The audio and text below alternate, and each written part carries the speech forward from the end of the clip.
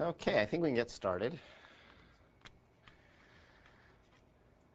So when we left last time, I had introduced you to this Tafel relationship, which I'll remind you dates back to 1905, which I'm taking as the beginning of modern electrochemistry. I have a big breath of history here. And what I was starting to do was develop some sort of a theoretical concept that would get us from just simple ideas about rates of reaction to this equation. That is, why did Tafel see this? Excuse me. And it starts off with a simple realization that electrochemical processes are first-order processes. Like every other chemical reaction that's a first-order process, it'll follow a simple differential equation, and it will be controlled eventually by an energy of activation, or more correctly, a free energy of activation. We're all familiar with that idea. We need to throw in a slight new wrinkle I was mentioning at the end of the hour last time, and that is if we take our total energy of activation as delta G double dagger bar, and I'll write this specifically for the forward-going reaction. Recall that the reaction we're talking about now is the oxidized species being reduced to the reduced species, which is our standard reaction. If we're looking at the species in for the forward-going reaction, oxidized going to reduced, then we're going to say that that is equal to a standard energy of activation for the forward reaction plus a second term, which has to do with the fact that we're moving electrons around, and therefore we have an electrical potential and electrical work that we're going to deal with. So we're adding on this new term. This new term will be related to the number of electrons that flow in the circuit and the potential that they have to flow through. So in other words, we're going to have to change a sign here. If you recall from last time, we're looking at a change in potential times Faraday's constant to get us converted from moles to, rather coulombs to moles, times a parameter here, alpha, which I'll leave for 1 second. I'll tell you, yes? I'm sorry, what's the difference between the first delta G? So this is just a regular chemical one. Oh, okay, in fact, let's do it this way. Right, there's, oh, up here, this one. Yeah. Thank you, yeah, there's a bar up there, yeah. So it's, in other words, the sum of these two things. I'm sorry. Yeah, so we're talking, if we are going to look at this delta G bar, now it's an activation energy, but in terms of a reaction coordinate, we want to end up with a picture, right, that looks something like this, where we're going to start off with our oxidized species, and we're going to end up with our reduced species. And we're going to go over this barrier in the forward direction, which is just that delta G double dagger forward bar. Okay. And what I'm suggesting is you could break that down then into two components. One that is the normal delta G double dagger that you would have for a reaction. And that, that particular reaction in this case may not even have a negative delta G associated with it. So this is our delta G. And so we have a forward reaction here.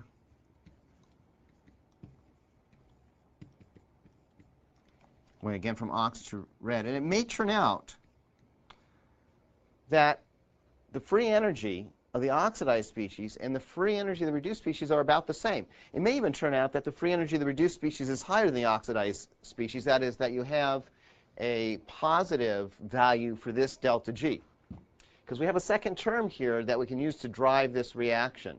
And so in the case where this doesn't turn out to be net negative, and I'm just drawing a sort of something close to 0 there to make the point, we can drive the reaction and get a negative delta G over here by having this term kick in and help us out. So there's going to be a second term over here, which we need to draw a picture of, which is going to be this delta G for the electron part of the process.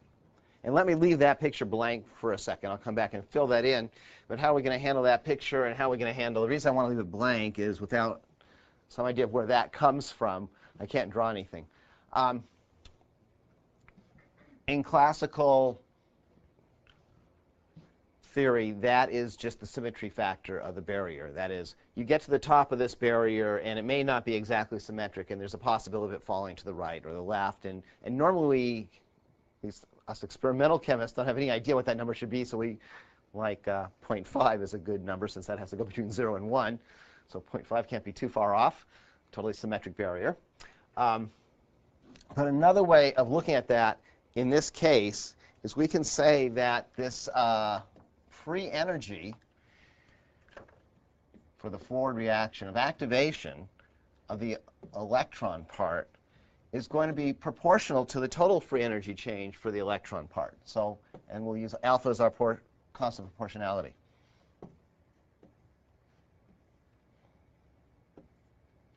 So again, alpha is somewhere between 0 and 1.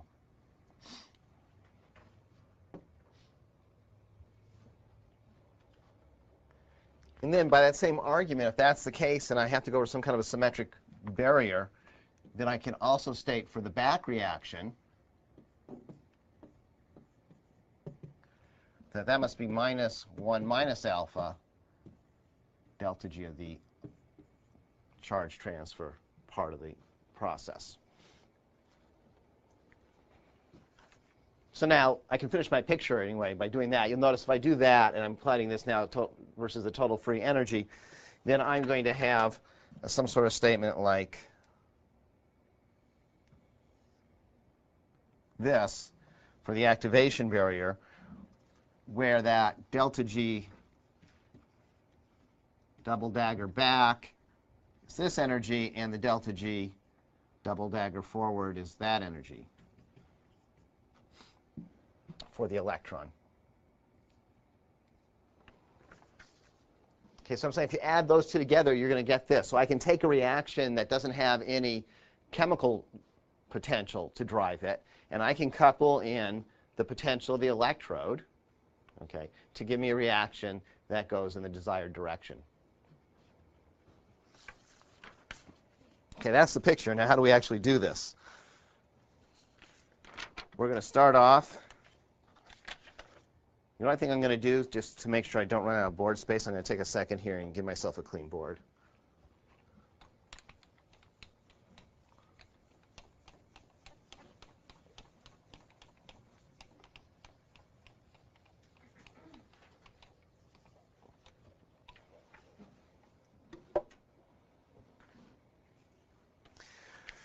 We're going to start off with our oxidized species, ox. And we're going to point out that it might start off with a charge on it of Z. Then we're going to obviously add n electrons to that. And we're going to end up with our reduced species.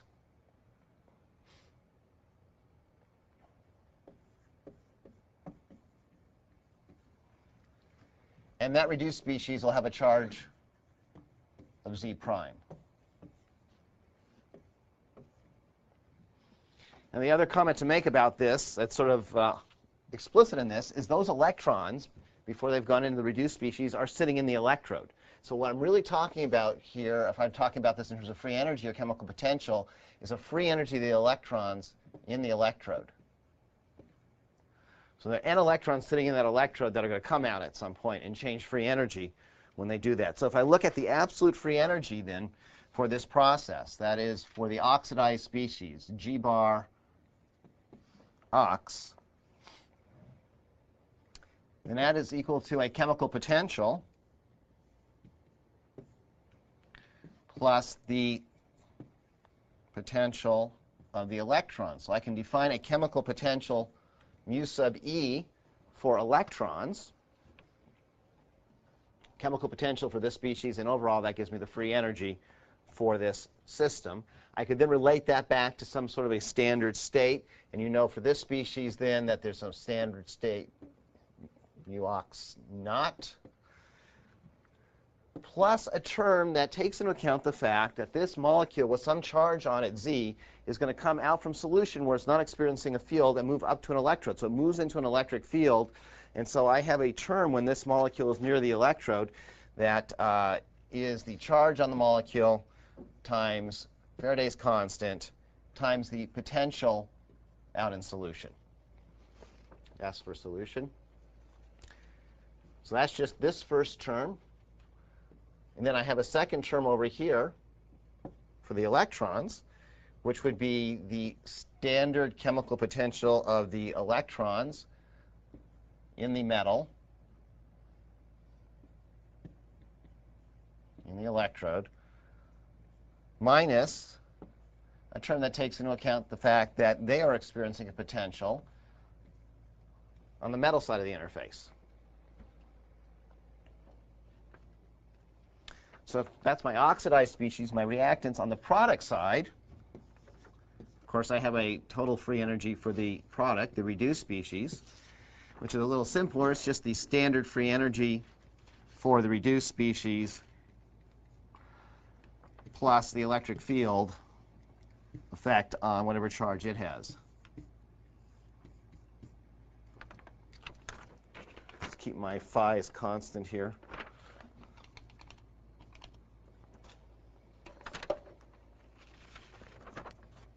And it's out in solution. There's no charge transfer on that side of the equation, so all I have is the fact that I have some molecule with some charge Z prime on it sitting in an electric field.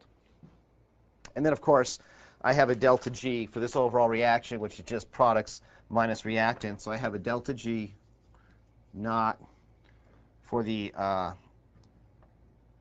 products we have for the electrons, let's see, right, which is just product electron minus reactant electron. So that is, for the potential parts, the difference between Z prime and Z times Faraday's constant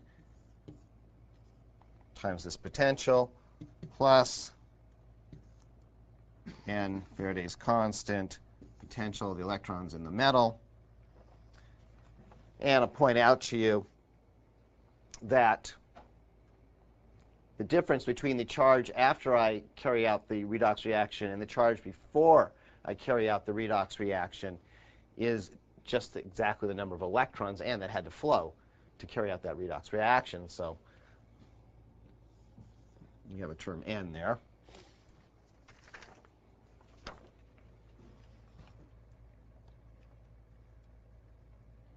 And so this is just n Faraday's constant times the difference in potential between the metal and the solution.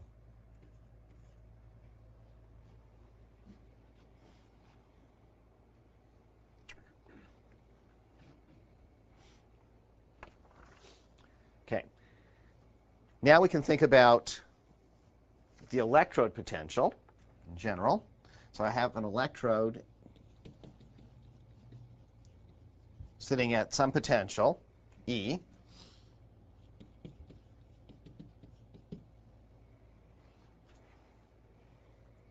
And that potential, if I'm going to carry out this reaction, must just be obviously the difference between the potential of the metal part of the electrode and the potential on the solution side of the interface. So that difference in potential.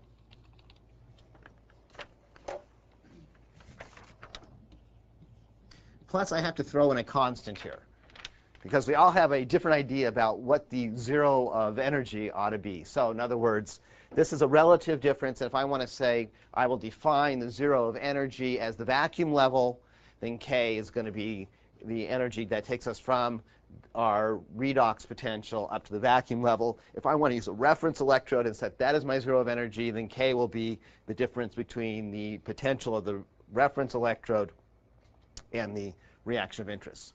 So all I'm simply saying is I'm dropping electrons through a potential gradient at an interface there. I'm going to change potential when they go through the interface, and that defines the potential, if you will, of the electrode with respect to the electrolyte that it's sitting in. Okay, so then, given that, we have that, therefore, the change in free energy for the electrons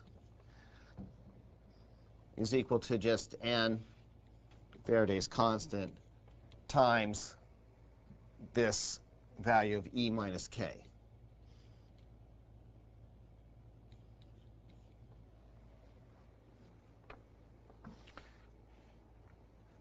And therefore, going back to my original distribution of the potential here, we're out of boards. Time to take a break and erase something. Yeah. There should be an equal sign there, right? Second. Thank you. Yeah.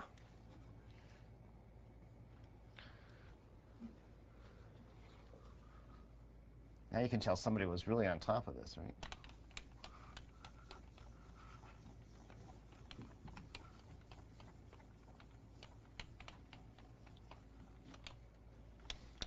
We'll leave Tafel's relationship up there since we're trying to get there eventually.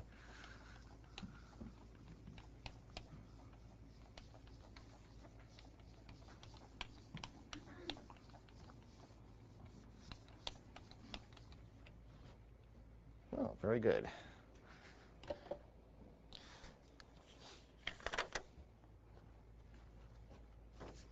Okay, so going back to my original distribution, then what I'm simply saying is that if I have a free energy of activation, this bar now, let's get rid of that bar, make it into a box there. If I have a free energy of activation for the forward reaction, just the electron part, that is alpha NF E minus K.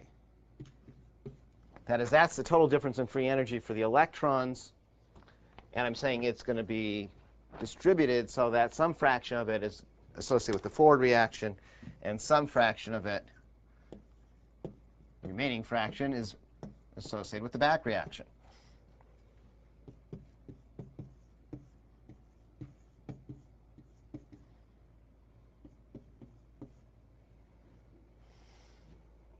And so then taking that idea and putting that into a context of an absolute rate law, then we're saying that we have a forward rate constant, K sub f, which has to do with a frequency factor, KT over H.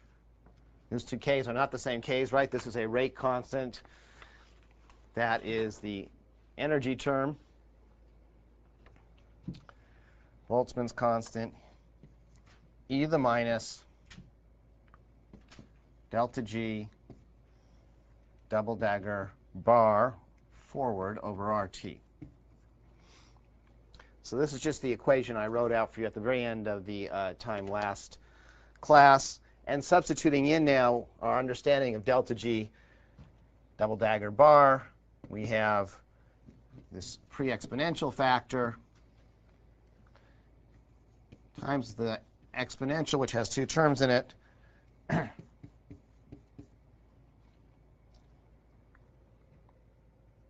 And I'm doing this per mole now, so we'll point out this term is per mole, so it has an R in it. This term is per molecule, so it's based on K.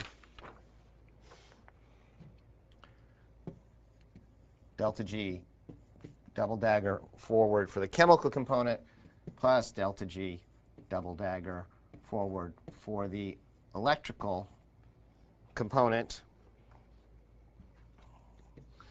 And that is equal to KT over H bar times an exponential that takes into account the chemical free energy change of the reaction going from the starting material up to the activated complex times a term, substituting in now, that takes into account whatever zero of energy we want to use to say what the energy of the electrons are when they're sitting in the metal, times this term, which is going to take into account the fact that the electrons are moving from the metallic interface out to the electrolyte. So if I fix, well, even if I don't fix the chemical reaction, if I take a random chemical reaction, don't tell you what it is, in fact, say I'm going to look at 5 or 6 or 7 different chemical reactions, as long as I tell you that we're going to operate under a certain condition of temperature, we're going to be in the lab or something like that, you'll notice all I have here is a bunch of constants. Okay, so this is just a constant. It's an adjustable factor. It only depends on temperature, and it's just setting what my zero is going to be. So we can ignore this term, basically. It comes along for the ride. If you want to take this term and move it out in the front, essentially, and make it part of the pre-exponential stuff, that would be fine. It won't affect anything at all. This term is going to depend on exactly what I want to oxidize and reduce. That is, that term is either positive or negative, depending on what I choose to oxidize or reduce. That's molecule specific. Of course, once I've picked a molecule, that term is fixed. Or I should say a redox couple, really, two molecules. And then finally, I have this term over here, and this term is the term that depends on the electrode potential. So this is where this whole concept comes from, that the electrode potential, when you start off in sort of zeroth order thinking, is a thermodynamic parameter.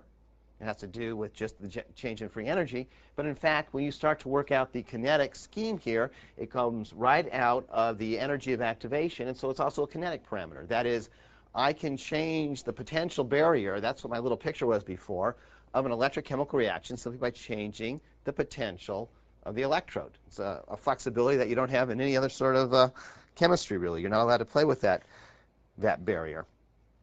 I could write this in a slightly more compact form and just say that there's a forward reaction rate constant that has to do with the heterogeneous charge transfer, that is moving an electron from the metal through the interface out to the electrolyte. So that's what that S has to do, heterogeneous charge transfer, which is equal to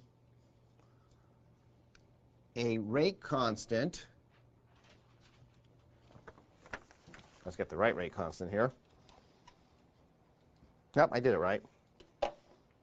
It's equal to a rate constant for that charge transfer that is potential independent. It just has to do with the difference in free energy between the oxidant and the reduced species, times any constant, such as these guys that we have to throw in there. So a standardized rate constant that has no potential dependence to it, times an exponential term,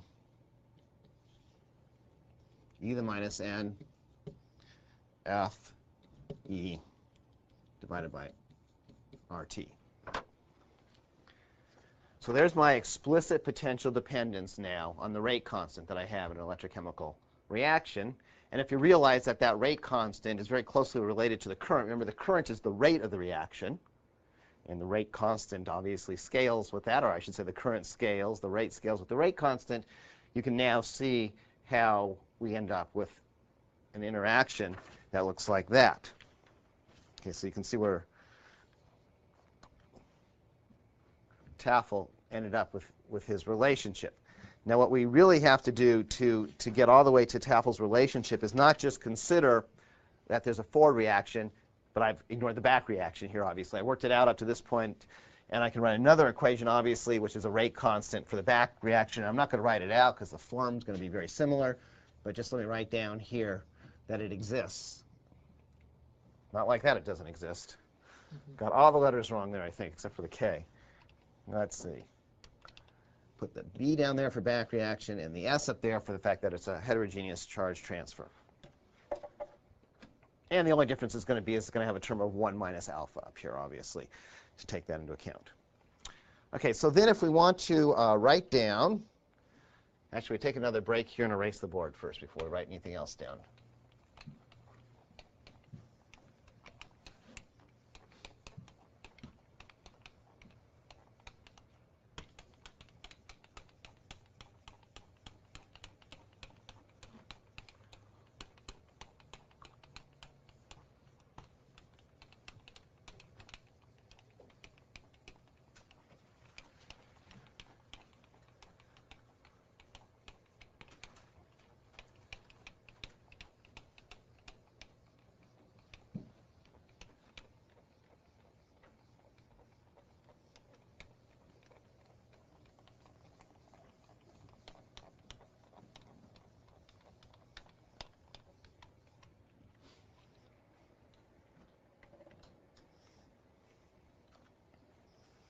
If we want to write down then a current expression for this whole thing, we could say that, Andy, can I ask yes, something? sure. In the back reaction, the K0S is going to be a different K0S than in Yes, that's right, because the delta G double dagger will be a different number for the back reaction. Absolutely, yeah.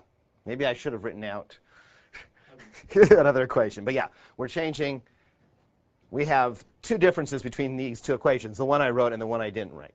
There is a possibility that, that alpha is not 0.5, and therefore going over the barrier and going in one direction and going back over the barrier in the other direction are not the same process. That is, alpha and 1 minus alpha are not the same. So that would change this exponential term. Although, to be honest, even though there sometimes is an asymmetry, and in most cases we can't measure it, it's not very big asymmetry. So maybe alpha is 0.4 in one case and 0.6, and no one could ever tell you whether that's right or wrong anyway. So it's not worth talking about too much. The big term actually is the term that Bruce pointed out, that this rate constant, remember, goes back to that free energy term for the chemical reaction. And that could be very different. In fact, one would guess it'd be very different for the forward and back reaction.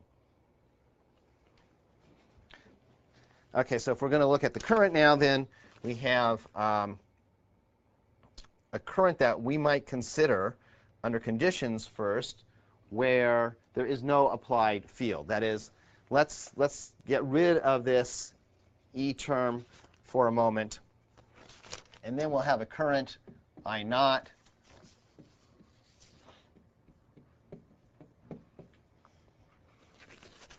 which is just going to be the number of electrons that transfers, Faraday's constant, the area of the electrode, this rate constant under zero field conditions that we've been talking about for the forward reaction, times the concentration of the solution species. And I'm going to add a new terminology there that Bard uses, which is this star. That refers to the concentration of the solution species in the bulk of the solution. I mentioned to you that since this reaction only takes place at the electrode surface, you're going to get a concentration gradient going from the bulk concentration up to whatever it is at the electrode surface. So we're going to normalize everything to the bulk concentration. And then in the case where we are going to apply an electric field now, we're going to have a term, an exponential term,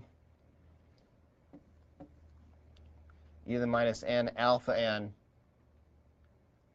Faraday's constant over RT times this potential, which I'm going to write a little differently now, as the difference between whatever potential the electrode is at equilibrium and the solution minus a standard redox potential at equilibrium.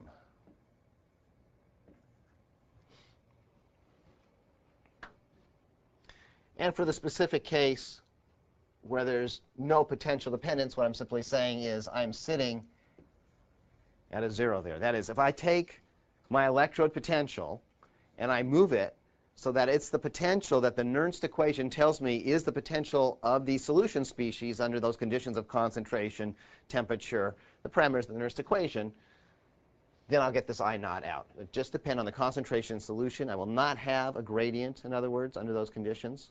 Right? There'll be no charge transfer taking place. I'm at equilibrium or very close to it. Right? Now that equilibrium, you can't see it in this equation, by the way, because I'm only writing the forward reaction. And of course, in the back reaction, at equilibrium, I'm balancing out. So although I'm talking about a current here, this is not a real current that I can observe, because there's an equal current at equilibrium that makes this total current zero. Question? The EEQ minus EEQ naught is in the exponent? This is, yes, this is all in the exponential. Let's see, I should show that a little more carefully, right? Thank you.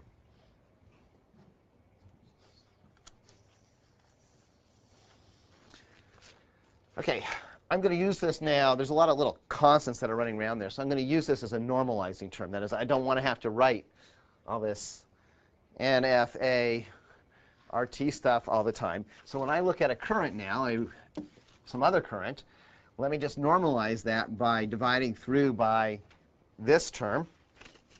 And then in general, for any current, I could tell you that what I'm going to be looking at is a concentration of oxidized species.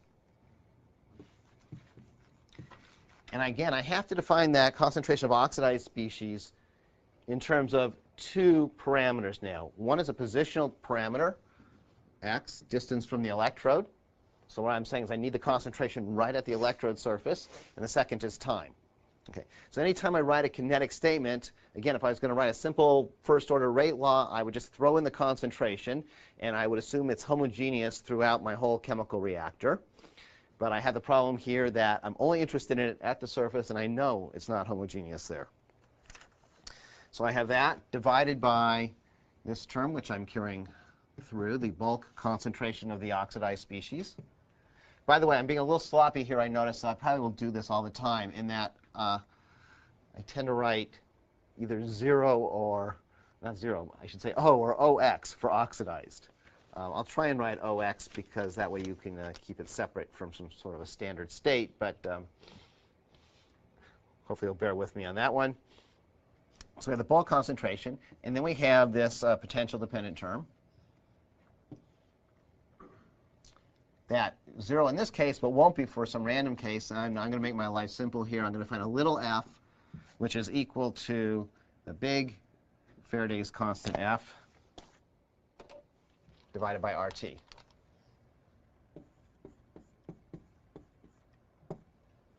Just so I don't have to keep writing that.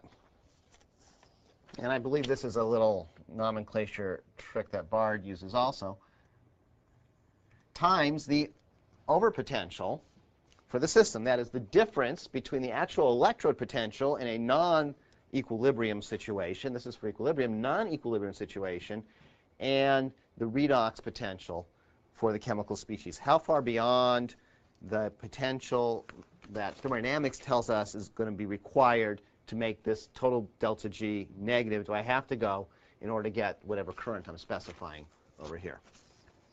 And then I have the back reaction, which I can't ignore any longer. So there's a reduced species. And it has some concentration at the electrode surface that varies as a function of time. And I'm going to normalize that to an equivalent bulk term for the reduced species. And I have unfortunately put my little definition of F. I'm going to have to move that in a very bad place.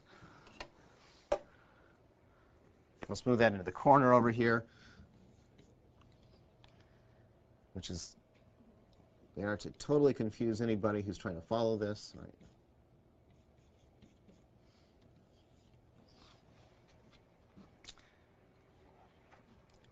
So minus the change in the concentration of the reduced species, and then another potential term, and again, that's 1 minus alpha now.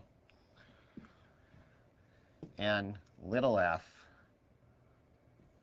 times the same over potential. An electrode can only be at one potential, so there's one over potential that we're at. What happens if you don't have any reduced species in bulk? That term disappears. That's nice, right? Or then the bottom is 0. Well, no. If this assumes there's some there, of course, as soon as you start the react, even if you start with no reduced species, and in which case I have a problem of definition. As soon as I start the reaction, the first molecule makes a molecule of reduced species, so this term exists. Now, if you're starting with that situation where it's just going to be in the oxidized state, then the amount of actual conversion in the bulk that you're going to get is going to be trivially small, and so you can just throw out this term. Right. But the amount in the bulk is in the denominator, so you're going to have, if that amount is very small, then that term's going to be big. Well, only, except that you're at a you're going to be balanced out by this exponential term because you're going to be running at an overpotential that enhances this rate, and therefore, by its very definition, is retarding the second process. Okay. So yeah, that pre-exponential factor might be large, but the exponential will dominate it. No, the pre-exponential can't be large, because doesn't the numerator C red OT have to be smaller? Yeah, like you can come up with a situation where it could be large, but it would still be dominated by the overpotential. But you're right, Bruce. That most times there's nothing in this term that you have to worry about if you're going to start off just by dumping some oxidized molecules in your electrochemical cell and go from there. Okay. Now again, what I've done in deriving this is I have totally ignored any other issue except for the rate of charge transfer to the interface. That is, that activation energy that we've been talking about, that delta G double dagger, only has to do with the rate that electrons go through the interface. It doesn't have to do, for example, with the fact that it may require some energy to move the molecules from out in solution up to the electrode surface. That is, there may be a mass transport component here that becomes a dominant component under certain circumstances. So this assumes we are under a set of conditions which are very, very similar to the set of conditions that Tafel apparently inadvertently stumbled upon, where we have a huge activation barrier and a lot of oxidized or reduced species around, so that there never is a mass transport issue. The only thing that is rate limiting for this derivation is the activation barrier. And I can clean this up a little bit then and say, if there is no mass transport issue, if I'm in this Tafel extreme, okay, this is a real live if. This isn't like an if that, well, it'll always be true. This is in the special case, if there's no mass transport, and there usually is,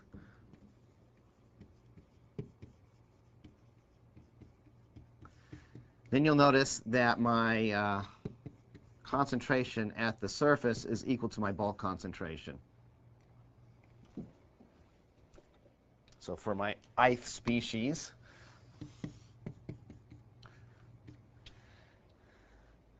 and I can throw away the pre-exponential terms in this special case that I have just a ton of whatever I want to oxidize or reduce around, which was exactly the situation Tafel was in, and I have I equals I naught e to the minus alpha n little f times the overpotential minus e to the 1 minus alpha n little f, again times the overpotential.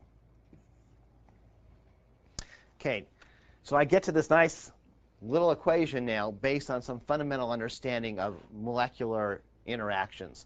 This is the Butler Volmer equation.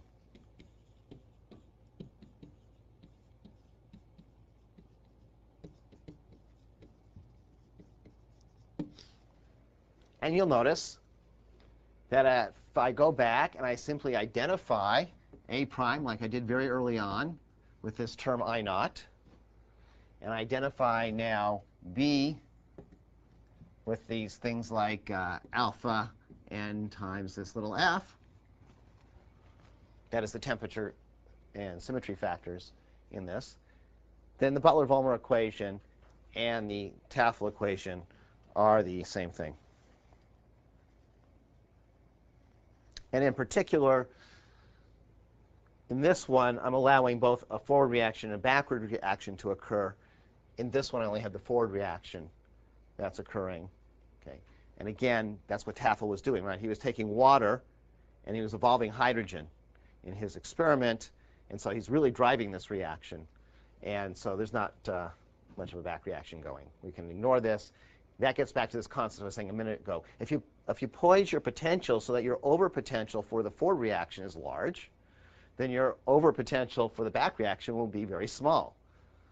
And so one of these terms is going to dominate. Okay. Now at this point, you're all supposed to have writer's cramp. And I could say something like, well, we could keep going. We could keep going here, but let's not do that.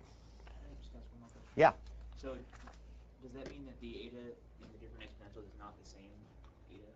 Is there an eta forward and an eta back? No, the eta is the same. The alpha term is. Yeah. So Well, no, excuse me. The eta is, this has got a minus sign in front of it, right, and this one does not. So, yeah.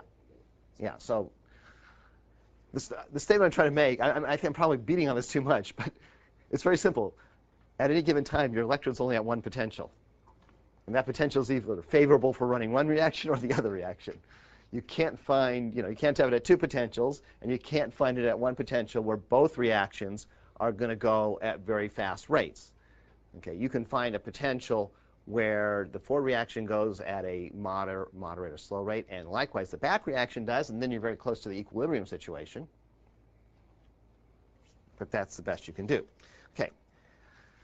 Now this is sort of a sad statement I'm going to make now. This 1905, when Tafel sees this, It took a little bit of time beyond that to realize that there was a molecular basis for this. Butler and Volmer did that. But this is fundamentally old stuff. This is about the oldest modern electrochemical experiment that you can do. That is the oldest experiment you can do where you measure current, and it's an important parameter, which is my definition of modern. And yet, one of the hottest fields in electrochemistry, I'll stipulate today, is fuel cell research. And about the only major tool that you have on the electrochemical side to analyze what a fuel cell does is the Tafel relationship. Take that for what it's worth. Now, why is that? The answer is pretty simple. You can make models of electrochemical fuel cells. That is, you might say, I'm interested in evaluating new catalysts for taking hydrogen to protons or something like that. And you can go into some kind of electrochemical cell and say, I'm going to evaluate this catalyst as a model, not in a fuel cell, but in some electrochemical cell, and learn something about the catalyst. That's fine. But once you've done that now, and you say, OK, I want to see how this catalyst actually behaves in a real-life fuel cell, you are building a device that is going to generate a tremendous amount of current. Okay. It is easy for us in our labs to generate, between 10 and 20 amps. That's not an exaggeration of current in a fuel cell that has 1 square centimeter, 5 square centimeters of active area. 1 square inch of active area in our absolutely best cells will get up to 20 amps out of that cell. And on our kind of okay cells, it's still at 10 amps. Okay? So we actually have battery cables coming off of our fuel cell to take care of the current. We have these huge currents that are coming out. This equation, we can handle any current. But all the other electrochemical equations assume that the perturbation you're making on the system is fairly small, and hence the currents that you're going to generate. Any other potential step experiment, the currents that you're going to generate are going to be small because the perturbation is small.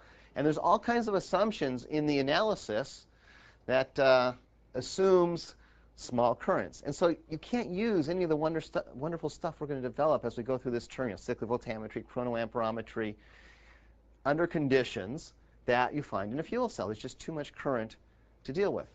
The one exception that's just coming online now is AC voltammetry for the first time is being done in fuel cell environments, which is a real big challenge because there, of course, you're oscillating the potential. You're looking at an AC current that comes out, and we're talking about oscillating this system at these very high current densities. So there's all kinds of control electronics that become an issue when you try to do that. So that's the bad news. The good news is I don't have to teach you anything else to allow you now to understand what's happening in fuel cell research. You know everything there is. So I thought we could turn our attention for the remainder of the time into the type of fuel cell research that we're doing in our labs at Princeton. And I could show you how you take this sort of approach, this Tafel approach, and apply it to the analysis of a fuel cell. So we'll do that on the PowerPoint, I think. There we go. OK. So when one is talking about a fuel cell, I'll just point out very quickly here, that's going to run something like this car over there. That, by the way, that's a Daimler Chrysler minivan that is running on this fuel cell stack that Ballard has put together and uses a Millennium Cell hydrogen storage system based on sodium borohydride. It apparently goes down the road. At least it looks like it might be moving there. This fuel cell has a little bit, it's hard to tell.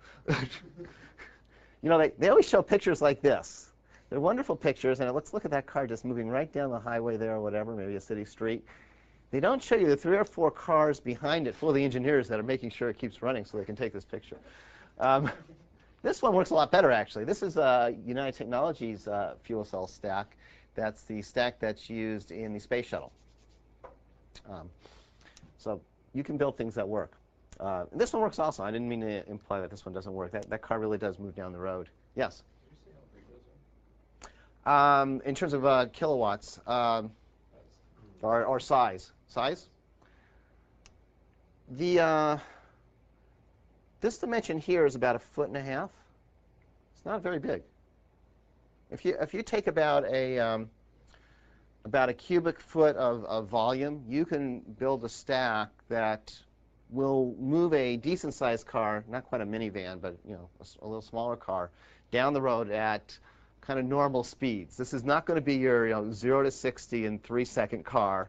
And with the size I just spec for you, it may not even be a California freeway driving car, but it handle regular roads okay, or freeways on the East Coast are a lot slower. The 405 would do great on, except for that uphill part there as you're going out towards the coast. But yeah. How heavy is your fuel tank? Well, so in this case, the fuel tank is not. In fact, the fuel tank on this car. Boy, I'm going to get all the way past my introductory slide, which says the title on it. The fuel tank in this car is sitting right back here where the regular gasoline tank sits. It takes up no more space than that does. And it's just a polyethylene container in this case because we're using sodium borohydride aqueous solution. So the density of that is the density of water, essentially, a little more than the density of water. So it's very comparable to the gasoline that you're carrying around. It's a little heavier because of the density difference. And this car is getting an effective storage if you use kind of the super grade of sodium borohydride solution. That is, get it as close to saturation as you can deal with. That's equivalent to having a gas cylinder, which is by mass giving you 7% hydrogen. So your typical steel gas cylinder that we have in our labs, it's about 2,000 psi typically. And the storage there is somewhat under 1%, to give you a feeling for this. And you don't get very much range, obviously, if that's what you're going to deal with. You can take those gas cylinders up to higher pressures, say 5,000 psi. But, of course, to do that, you have to make the steel thicker. And we've probably all lugged a tank down the hall once, so we know it's already heavy enough. And when you essentially get to 5,000 psi, double the mass of the tank, then you're paying an awful lot of energy costs for carrying around that tank. There are, however, now, and they're clearly going to be used, these composite tanks, carbon composite tanks. They're very light, and they will get up to 7% storage. They are approved right now for 7,000 psi storage of hydrogen, and it is claimed by the Department of Energy that soon they'll be rated for 10,000 psi. They tend to give out somewhere around 12,000 psi. So I know this trick. I just gave this lecture in my class at Princeton, and that class was going for 50 minutes, and I have 50 minutes, approximately 45 minutes of transparencies here, and it took me 2 hours to get through it. And the reason was that the same thing happened there that's happening now, and that is I kind of turned on the first transparency, and we didn't get past it in the first hour. So let me move along, and then you can ask questions as we go. And if this takes more than today to get through, that's fine. But I understand it's an interesting point. Now, when one talks about a fuel cell, you see in the public literature this concept of fuel cell. And you're supposed to automatically realize that it means that it's using hydrogen and oxygen, particularly in air, as the fueling system. There are other fuel cells. The direct methanol fuel cell is now coming along pretty nicely. There are some other systems that have a military application. But by and large, when one says fuel cell, one means this hydrogen air system, because it's the one that works. Now, even if I go that far, I really haven't specified for you what I'm really talking about in terms of fuel cell. And then there's got to be at least a half dozen different varieties of hydrogen, oxygen, or hydrogen air fuel cells.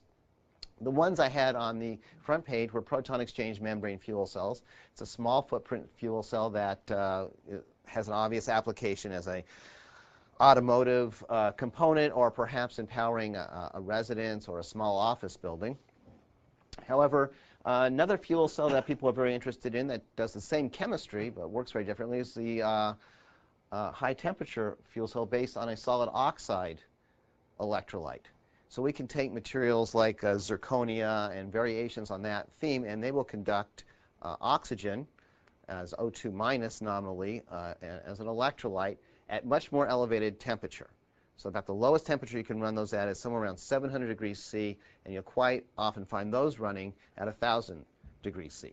Now, on the one hand, that is a bit of a drawback for, say, something like a car, because the question was asked, well, how big a cell do you need? And obviously, you want it to be able to fit under your hood, so what I was telling you was good. But if you have to take something that's a cubic foot and keep it at 1,000 degrees, even with the world's best insulation, you're going to spend a lot of energy keeping that thing hot. So you really, if you're going to run a solid oxide cell, you would like a lot of thermal mass. And so you want a big cell. And so if you want to run an office building or a university or something like that, where you're going to be generating hundreds of kilowatts of power, and you have a reasonable volume to surface ratio, that sort of cell makes a lot of sense. It has a big advantage if you get into that application, in that once you get up to somewhere around 1,000 degrees, then the same kind of catalysts that you're going to use to promote your electrochemistry are good reforming catalysts. So you no longer have to use hydrogen in that cell. You can just pour propane, methane, your favorite hydrocarbon into that cell, and it will automatically be reformed to hydrogen, and away you go. So you avoid some of the hydrogen problem by doing that. But for an automotive application, probably not going to work. There are also phosphoric acid fuel cells, where the phosphoric acid we're talking about is not the stuff you buy in your stockroom here, which is probably 12 molar phosphoric acid, which you think is concentrated, but real phosphoric acid that is no water around. And that runs about 200 degrees C, so a more moderate temperature. And cells, UTC cells, a cell that's 200 kilowatts, that's based on a phos acid process. You can go out and buy one of those today if you have a lot of money. That is a cell that, by the way, it's sold as a reformer. You take natural gas in, it's reformed into hydrogen, CO2, and then the fuel cell is next to it. And it fits in a trailer that's about half the size of this room we're in right now. Just pull up your trailer, hook it up to your natural gas line, turn it on according to UTC. There are other electrolytes. There are alkaline electrolytes. There are carbonate electrolytes. There's a whole variety. All of them are at higher temperature, the solid oxide being the highest temperature. So on the one hand, we have the proton exchange membrane operating at low temperature and then all the way up. And depending what you want to do, different cells make sense. So our interest at Princeton is in these proton exchange membrane systems, these so-called low temperature systems. And the cells that we deal with are single cells. So the pictures I was showing you a minute ago are stacks, where we put together a whole bunch of single cells. And why does one do that? Well, I already mentioned you're getting a tremendous current out, but what I cleverly didn't mention is the voltage out of these cells is pretty unimpressive. You're talking about a half a volt per cell. So in order to get up to something that you're going to drive a car with, and people argue whether it should be 50 volts or 80 volts or 100 volts, you're going to stack a lot of these little cells together to get both the current and the voltage that you need. So if we're looking at a single cell, we have a device that looks something like this. It involves a membrane electrolyte in the center. And the typical material that's used now, because it's the one material that everybody agrees works, is a commercial material made by DuPont called Nafion. It's a persulfonated polymer that perfluorinated polymer, too bad it isn't persulfonated, that has sulfonate groups as acidic sites in it. And one way of looking at it is in terms of this little cartoon that we've drawn here. That is, it has areas in red that look pretty much like Teflon. And then it self-assembles so the sulfonic acid groups are adjacent to each other. And so you have other areas, these green areas, where you have hydrogen bonding between sulfonic acid groups. If you expose this material to water, then it readily absorbs the water, and it absorbs it in these areas that are acidic, not in the red areas. And so you end up with these little pools of water in the material and little channels lined with the sulfonic acids that interconnect those pools. That material, I don't know if you've seen it, but if you've seen a transparency that you use on an overhead projector, it looks about the same. There's not much different. In terms of just visually looking at it, that's what it looks like. The thickness here has been going down. About 10 years ago now, the standard thickness used was, it's done in thousandths of an inch in mils. So it was 5 mils thick, about 125 microns across. And today, people build cells that are typically about 40 microns or 2 mils across, and they're trying to get down to 1 mil dimensions. So one of the important aspects of this material, besides the fact that it obviously allows protons to transport, is that it's fairly mechanically robust. Not ideal, but you can make these fairly thin films of this material, and it doesn't fall apart on you. The second attribute of this material is that Teflonic regions are okay, not perfect again, but okay, at making sure that the hydrogen you're going to put on the cell stays on one side of the cell and the oxygen on the other side of the cell. There's a fair amount of crossover, especially as the material gets thinner, but it does a decent job with regard to that. So you take this material, and you attach two electrodes to it.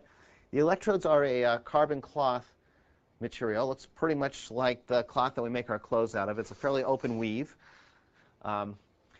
And the idea is that we're going to bring in our reactants, either our hydrogen in the case of the anode or our oxygen in the case of the cathode, from the back of the weave. So that's the gray thing right there, is the carbon cloth. Conducting carbon. So there's our hydrogen molecules. They come in. They're going to transport through that weave. When they do that, they come up to this front section, which is our catalyst bed. The catalyst bed consists of micron-sized carbon particles. And sitting on them are nanometer-sized, sort of 3 to 5 nanometer-sized platinum particles. It's a standard catalyst for the hydrogen side of the fuel cell.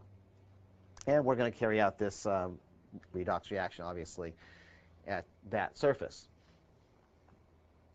Now you have to watch very carefully. We'll see how many people are paying attention. Okay. Now when that redox reaction happens, you see what you end up with is protons. Those are those nice little purple things right there, and they get injected into the electrolyte. You probably saw that happening, right? And then, of course, we have electrons. Those are the yellow things over there.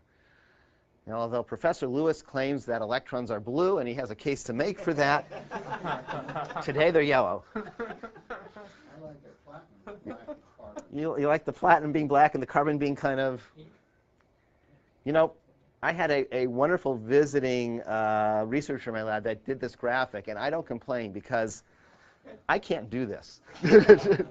This is just wonderful. So, now, the electrons end up in the carbon cloth, and then we have a wire out here, and they end up in the external circuit. And, of course, you're all paying a lot of attention, and you notice that the light bulb was not on until the electrons got up there.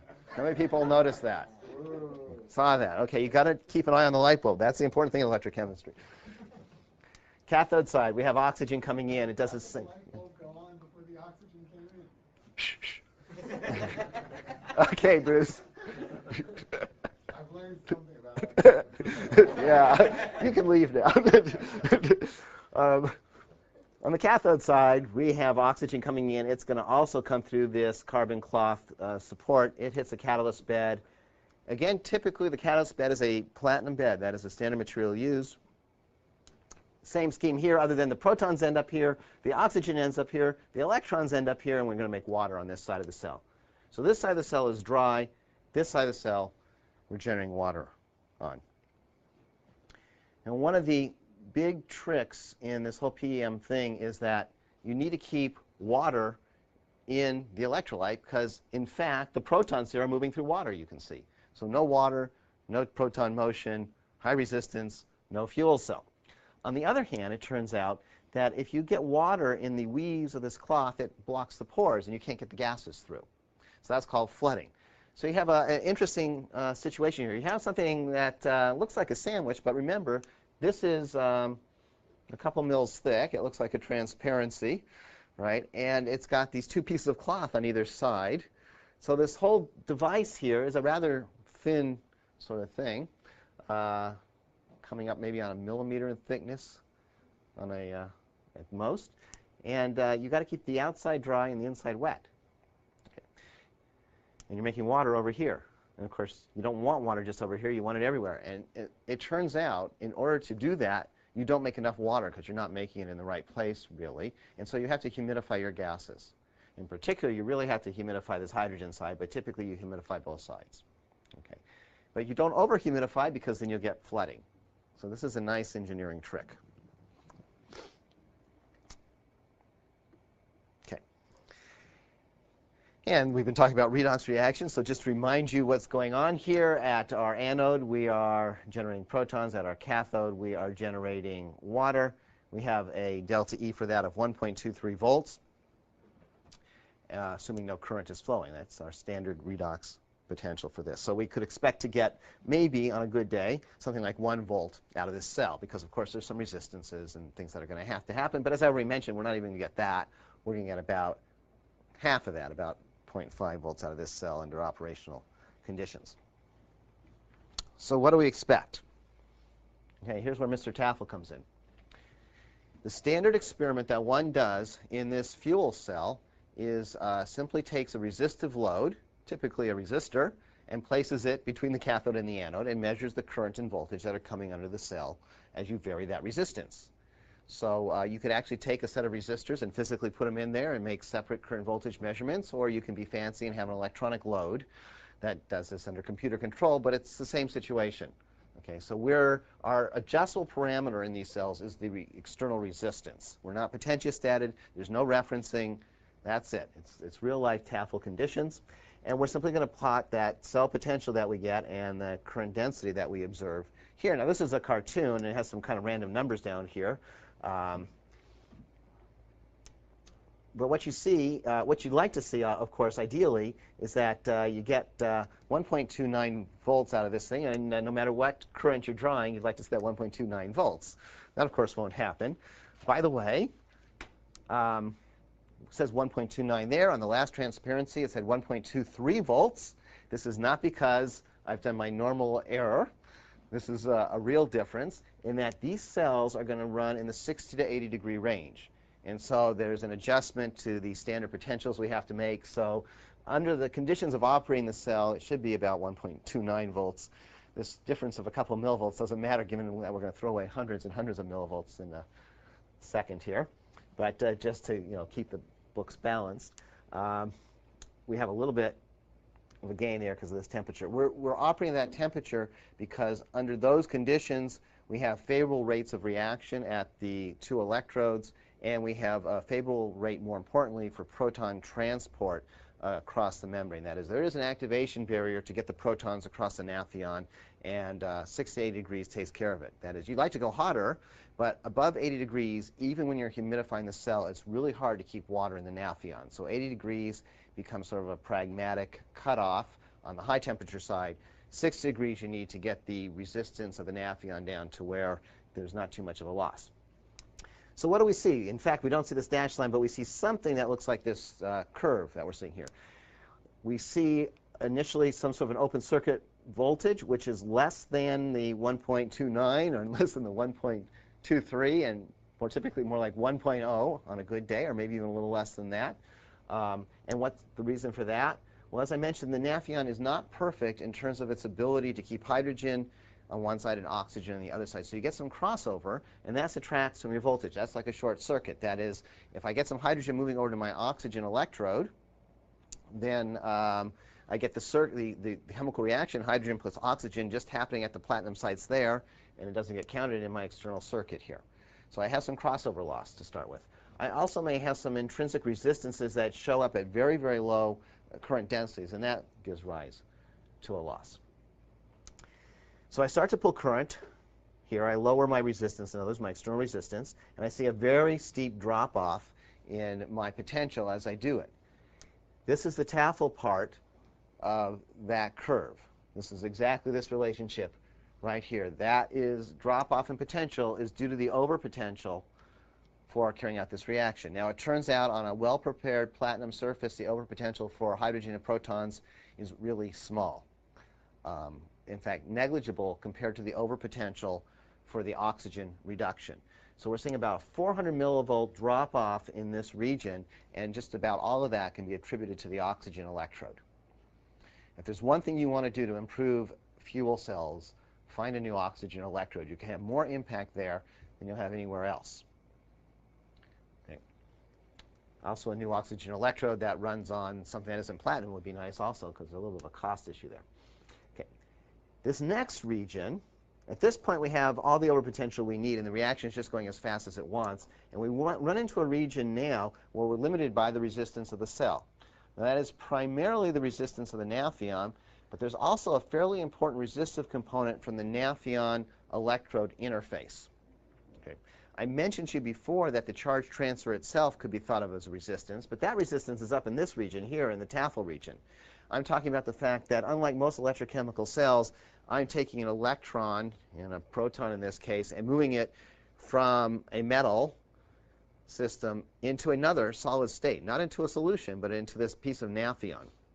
And so I have a resistance for that interface, an additional resistance for that interface. That is, it is easy to make an electrode-electrolyte interface for most electrochemists. You take your electrode, you stick it in a beaker of water or acetonitrile or whatever your favorite electrochemical solvent is, and you've made the interface. You don't think too much about it. However, the way you make a polymer electrolyte interface is very problematic. It's more of an art than a science, and there's a resistance associated with that even on the best of days. So we have two key resistances, that interface resistance and the resistance of the nathion itself. And so we get something that looks pretty much like Ohm's law in the center here. We see a drop-off in current with voltage that's linear, and we can back out a resistance, overall resistance for the cell, by just looking at the slope over here. And then finally, we get up to currents that are absolutely ridiculous, and we cannot support that level of current density. That is, you cannot pump the gases into the cell fast enough to keep up with the redox processes, and so we end up with a mass transport limitation over here. So from a pragmatic point of view, the solution there is really easy. Just don't run your cell out there. So all the data I'm going to show you actually has to do with cells that we're going to cut it before we get to that point. Sometimes that point can move way up here, and that's problematic, and that's this flooding situation. You'll really slow down mass transport if you flood your electrodes, and this will swing in. So you have to find engineering situations where that won't be the case. Now, one of the things that you should take away from everything I've said so far is that a poor electrochemist by himself doesn't stand a chance of building a fuel cell, probably. That is, there's a lot of electrochemistry going on here. Charges are moving around, but there's a lot of engineering issues going on here. Transport, both of charge and of mass, is critical, and heat, actually, in the cells, and water. It's all critical. And so all of the work that we've done at Princeton has been a collaborative effort with a professor, Jay Benzinger, in our chemical engineering department. So he thinks long and hard about cell design, reactor design, about how you make those electrode-electrolyte interfaces so that they'll work efficiently. And we think about the materials that we're going to have in terms of the catalyst and the polymer. And that all kind of comes together, and we hopefully end up with a fuel cell after that. So that curve I just showed you comes from an equation now that hopefully is going to look really familiar to you. Okay, we've kind of thrown the terms together in a slightly different way to make life simple. But the first part of the curve is over here. Now, instead of just having a redox potential over there, I have what's called a formal potential, which takes into account a couple of things. It takes into account the fact that I'm not going to run my cell under standard conditions. I don't want to have to write out the whole Nernst equation and point out that my hydrogen and my oxygen are not at 1 atmosphere, for example. My temperature is not room temperature. So I'm going to scoop all of that stuff into this term over here. It also takes into account the fact that there may be some diffusion coefficients, which Tafel didn't know about, and I don't want to have to worry about, involved here. And so those diffusion processes that are not all that important for this discussion are scooped into that term. And then we have our standard Tafel term there, using his nomenclature, over potential and log of the current. We add on now something that Tafel was not concerned about because he had lots of water around in his cell. We don't, and that is this resistive loss in the cell. This is for all resistances in the cell, whether it's the nathion, the interface, whatever.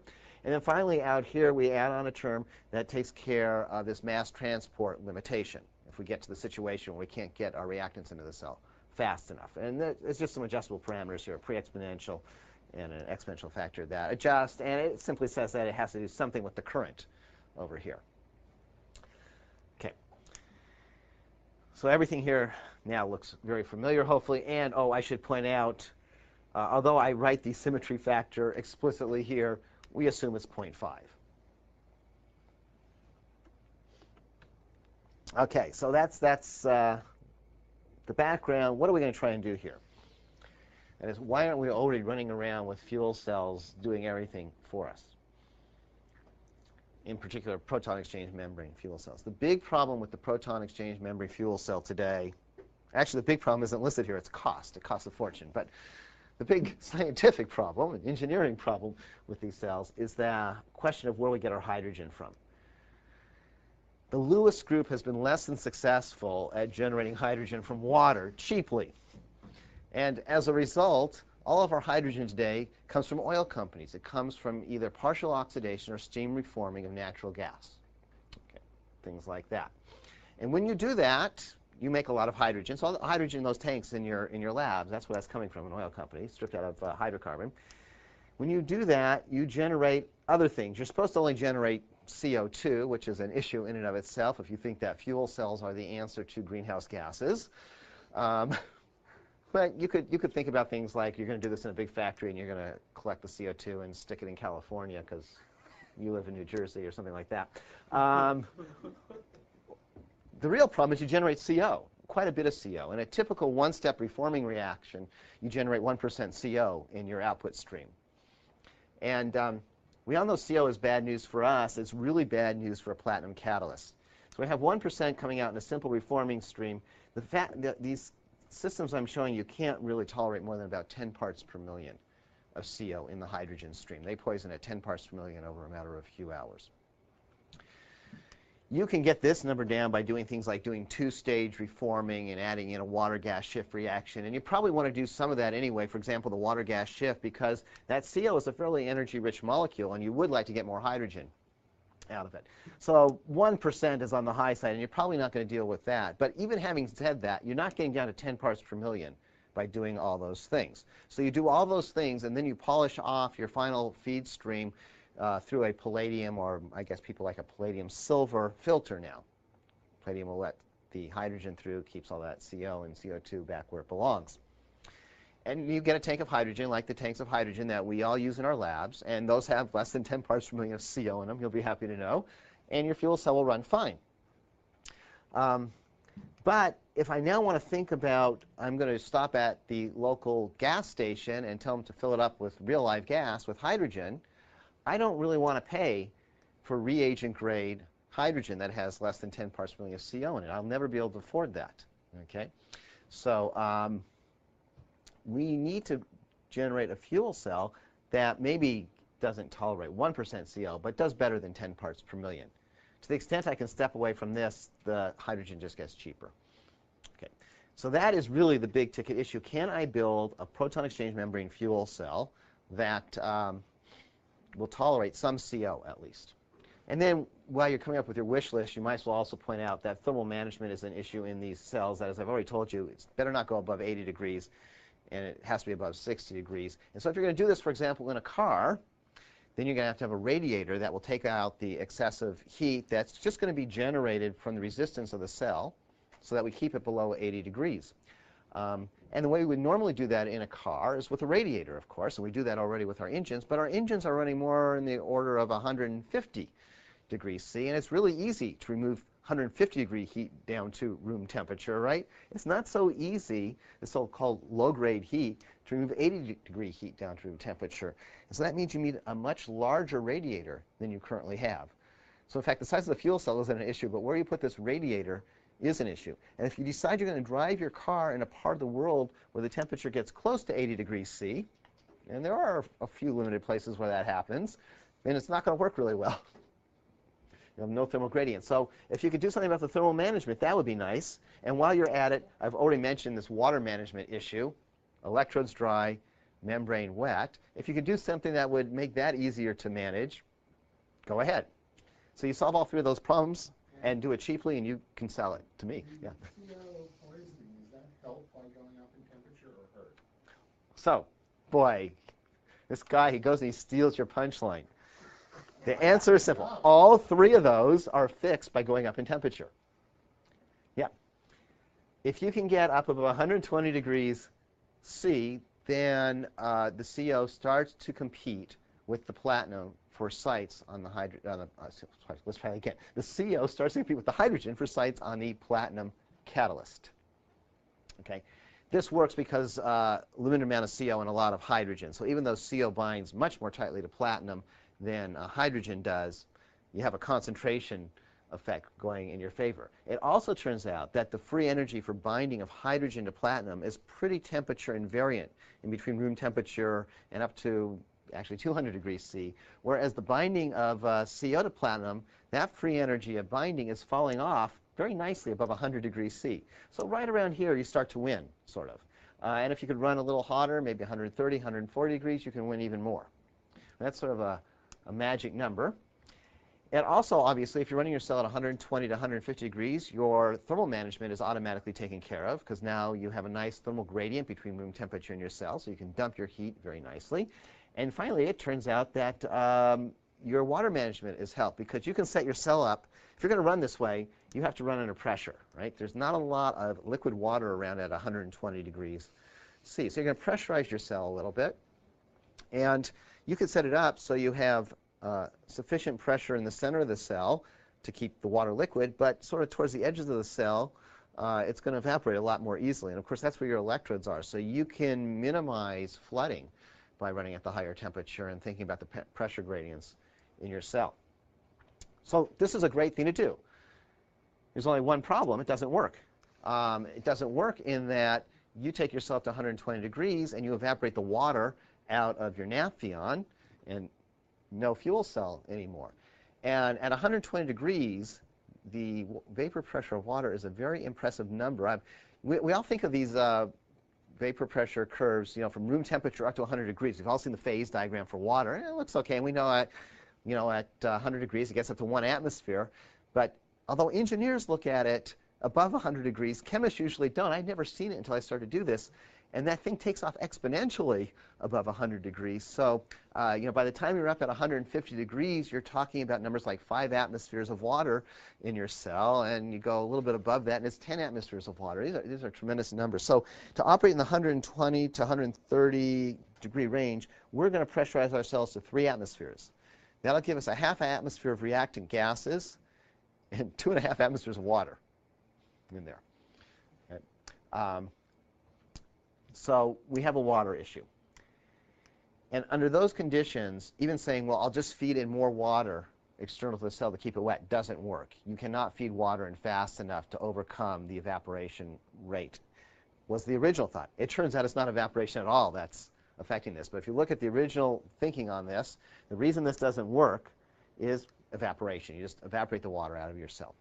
That is not the issue at all, as I'll show you. If that was the issue, then I just build a pressurized cell, and I can stop all evaporation, end of story. It turns out what you have to do to make this thing work is not only use a modest amount of pressure, but you have to change your membrane somewhat. And what we have discovered worked was that if we put a small particle phase, a metal oxide phase, into our membrane, our Nafion membrane, then we can get a very good result. We have 2 ways of doing this. One is a solid gel process where we take something like this tetraethoxysilane. We put it into the Nafion membrane. The Nafion membrane is a strong acid environment. It's got those sulfonic acids in it. Strong acid is a great catalyst for making siloxanes. And so you make a siloxane matrix of some ill-defined nature inside the Nafion membrane. It's ill-defined because it's inside the Nafion membrane, so you're not exactly sure what you have there, but it's good stuff, whatever it is. And we're not the first people that have suggested that. That was initially suggested to improve the low-temperature operation of these Nafion-based cells by Professor Marutz, who has a big background in this. And we simply took his synthesis and said, we'll try it at high temperature. Something that we found, because this does involve some chemistry, is that you could get a very similar result by just taking small particles, nanoparticles, if you will, of your favorite metal oxide and mixing them in to the Nafion. That is, take the Nafion, solubilize it, get it in an alcohol solvent, throw in your particles, stir everything up, sonicate a little bit to get a really nice distribution of things, and recast your membrane. This, when we started, was supposed to be a really bad idea. It sounds like a bad idea on paper because, well, this thing sounds nice and homogeneous, and you have some kind of interesting material. This sounds like a big mess, and why would it give you an interesting material? And there were some preliminary experiments that would have suggested it was a big mess and didn't give you nice materials. But if you go down to, say, tens of nanometer particles, and you do this, in fact, you get a very homogeneous material, and it works as well as this material. And the big advantage is I can put any metal oxide in I want here, because I can buy nanoparticles of anything I want. And over here, I'm stuck with a fairly limited chemistry. So we do all of our work now this way. Just to show you that I'm being honest about this, this is some electron microprobe data that we obtained on one of these matrices, these polymer electrolytes, in which we put silica into the electrolyte, not via this solid gel business, but just by mixing it in. And so what we've done is we've taken a Nafion membrane, we've recast it one piece with no silica in it, one piece with the silica in it, about 3% by weight. Taking the membrane, we have freeze fractured it, and in this picture, which is a map of the oxygen in the electron microprobe, here's one side of the membrane, there's the other side. You can see we're looking right across the membrane. You can see there's oxygen in there, which is good news because the Nafion membrane, the backbone of the Nafion, is Teflon. Really, it's just a fluorocarbon. But there are side chains. The sulfonic acid groups, which are one source of oxygen, are off these side chains. But in addition to that, the side chains have ether linkages in them. So we expect oxygen in there, and we're picking it up. On the other hand, if we look for silicon in this pure recast membrane, you can see you can't make out the membrane because there is no silicon in there. We take our composite membrane now, and we look for oxygen, and you notice the green indicates there's more oxygen than the blue there in this map, that there's a lot more oxygen, and it's fairly homogeneously distributed in it. Not perfect, but fairly homogeneous. And we look for silicon, and we see a very homogeneous distribution of silicon in that membrane. So we can make the membrane just by mixing in particles, and it's extremely homogeneous. Now, more important, if I take a regular Nafion membrane, this is a Nafion. The way DuPont does its numbering, you have to kind of not only, if you want to become a fuel cell person, I'm not even sure it's a chemist, you kind of have to become a salesperson also, as well as an engineer. You have to understand how they do their cataloging and everything else. So the way Nafion does this, these numbers over here, the last digit tells you the thickness of the membrane. So that's a 5 mil thick membrane. And the first two digits tell you the ratio in some really wacko units of the sulfonic acid groups to the rest of the polymer. Okay. It turns out the way they've ratioed this, a smaller number is better. That is, it has more acid in it. And it's done in grams. It's not done in moles. And so it doesn't have any immediate significance other than this is a fairly high acid loading in this polymer 115. So you take that polymer, you slap your electrodes on, very carefully, and you run one of these current voltage curves, and you get the black curve that I am showing you right there. Okay. And that is not a bad curve. It starts a little bit, you can't see it because of the red that overcovers it, above 1 volt versus SCE, and you'll notice that we're going out to about 1.5 amps per square centimeter in this cell. And then we get into mass transport out here. We've cut it. The resistance isn't bad over here. A good rule of thumb is look at the cell performance at 0.6 volts. And that, to the extent that that's somewhere near 3/4 of an amp, half amp is probably good enough, but 3/4 amp is better, you have a pretty decent cell. So that is a very nice cell. Take that cell, heat it up to 130 degrees where we want to operate from 80 degrees where we were operating, and you get this response. Activation part of the Tafel slope looks just about the same. It's a little higher over here, it turns out. You can't tell from the data I'm showing you. That makes sense. We've heated the temperature up. We have a temperature component here, so things are going a little better at open circuit. Not very useful. And then we get into a resistance regime over here where we have a dead cell. That is a high resistance cell. We've taken our R from that value to this value. And so where we're getting 3/4 of an amp out before, at 0.6 volts here, we're getting, a couple hundred milliamps out. That's a dead cell. What this data doesn't show you is if I now go and cool the cell back down and run the curve again, it looks just like the red curve. It does not recover. Okay. Now, what you do is you take one of these composite films and do the same thing, run at 130 degrees, and you get the orange curve here. And you'll notice that looks really good. Not only is it better than the red curve, it's better than the black curve, the 80-degree curve. Okay. So we are rapidly running out of time here, and I'm going to stop at that first result, that we heat that cell up with the composite membrane, and we get an improved response. I just want to tell you one other thing. Besides learning about how to make a good cell, you just learned what Princeton's school colors are, right? Okay, we will continue next hour. Our oxidized species, ox, and we're going to point out that it might start off with a charge on it of Z. Then we're going to obviously add n electrons to that. And we're going to end up with our reduced species.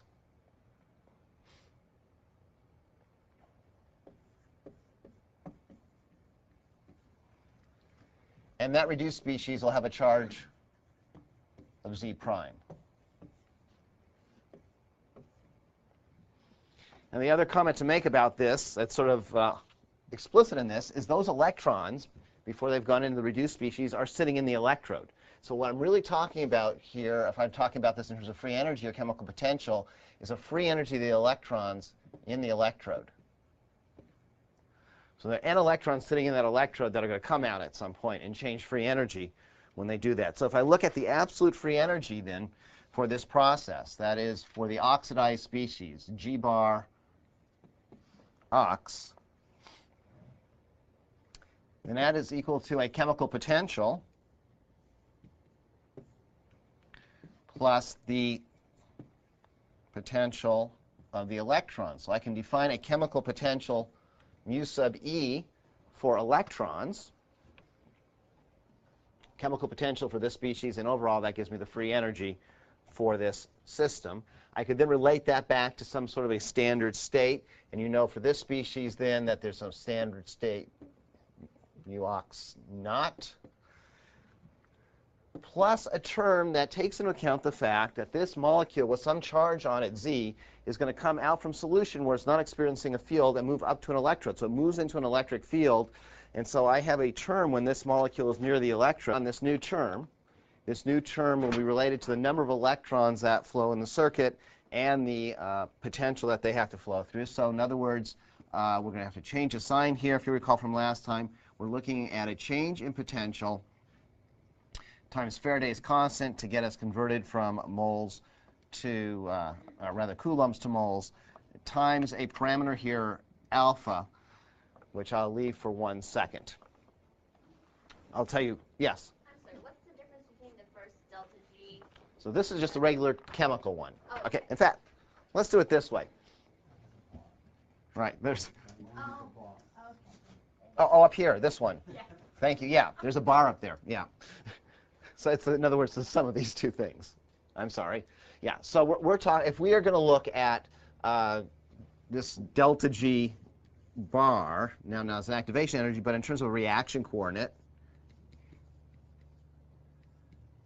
we want to end up with a picture,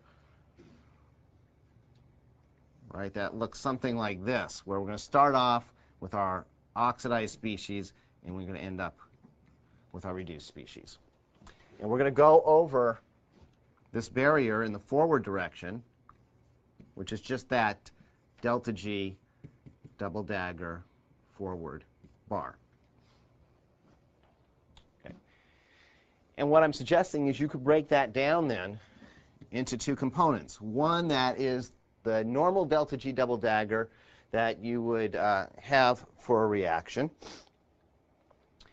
And that particular reaction in this case may not even have a negative delta G associated with it. So this is our delta G. And so we have a forward reaction here.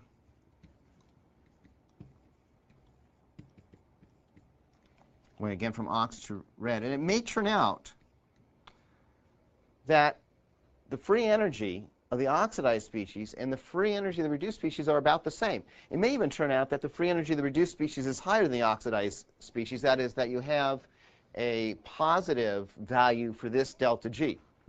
Because we have a second term here that we can use to drive this reaction. And so in the case where this doesn't turn out to be net negative, and I'm just drawing a sort of something close to 0 there to make the point, we can drive the reaction and get a negative delta G over here by having this term kick in and help us out. So there's going to be a second term over here, which we need to draw a picture of, which is going to be this delta G for the electron part of the process. And let me leave that picture blank for a second. I'll come back and fill that in. But how are we going to handle that picture and how are we going to handle, the reason I want to leave it blank is without some idea of where that comes from, I can't draw anything. In classical theory, that is just the symmetry factor of the barrier. That is, you get to the top of this barrier, and it may not be exactly symmetric, and there's a possibility of it falling to the right or the left. And normally, at least us experimental chemists don't have any idea what that number should be, so we like 0.5 is a good number since that has to go between 0 and 1. So 0.5 can't be too far off, totally symmetric barrier. But another way of looking at that in this case is we can say that this free energy for the forward reaction of activation of the electron part is going to be proportional to the total free energy change for the electron part. So, and we'll use alpha as our constant proportionality.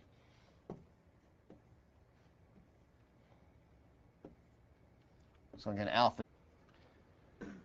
Okay, I think we can get started. So when we left last time, I had introduced you to this Tafel relationship, which I'll remind you dates back to 1905, which I'm taking as the beginning of modern electrochemistry. I have a big breath of history here. And what I was starting to do was develop some sort of a theoretical concept that would get us from just simple ideas about rates of reaction to this equation. That is, why did Tafel see this? Excuse me. And it starts off with a simple realization that electrochemical processes are first-order processes. Like every other chemical reaction that's a first-order process, it'll follow a simple differential equation, and it will be controlled eventually by an energy of activation, or more correctly, a free energy of activation. We're all familiar with that idea. We need to throw in a slight new wrinkle I was mentioning at the end of the hour last time, and that is if we take our total energy of activation as delta G double dagger bar, and I'll write this specifically for the forward going reaction. Recall that the reaction we're talking about now is the oxidized species being reduced to the reduced species, which is our standard reaction. If we're looking at the species in for the forward-going reaction, oxidized going to reduced, then we're going to say that that is equal to a standard energy of activation for the forward reaction plus a second term, which has to do with the fact that we're moving electrons around, and therefore we have an electrical potential and electrical work that we're going to deal with. So we're adding up is somewhere between 0 and 1.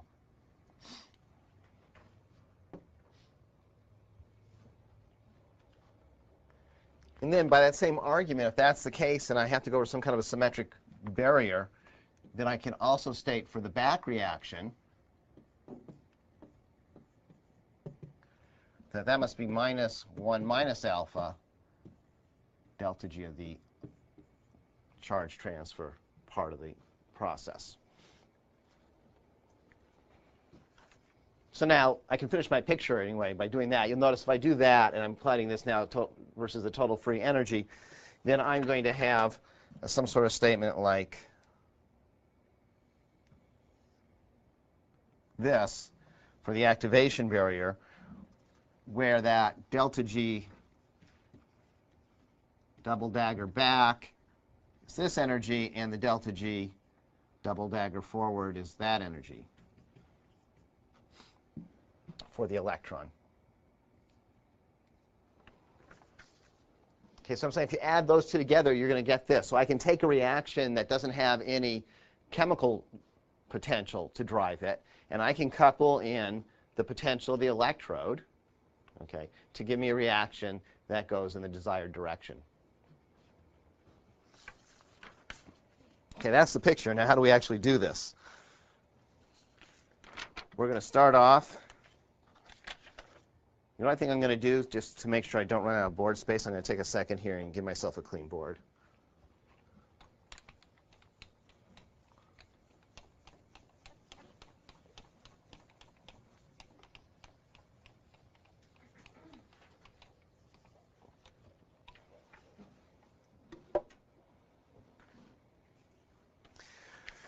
We're going to start off with